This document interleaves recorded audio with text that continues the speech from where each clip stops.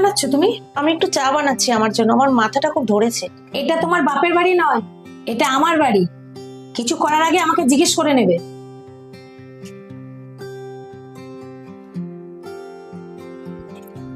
এই আমি একটু বাজারে যাচ্ছি, তোমার কি কিছু লাগবে? না।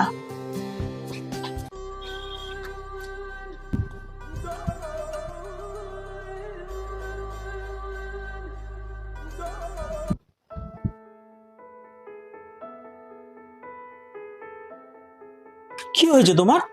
কিছু হয়নি আমার। সকাল থেকে আমাকে ইগনোর কেন করছো? এখন মনে হচ্ছে আমার নিজের একটা বাড়ি থাকলেই হতো। কেন এরকম কেন বলছো? বাড়ির লোক এই বলে বিয়ে দিয়েছিল যে এখন তুমি তোমার নিজের বাড়িতে যাবে, কিন্তু আমার তো মনে হয় না এটা আমার নিজের বাড়ি।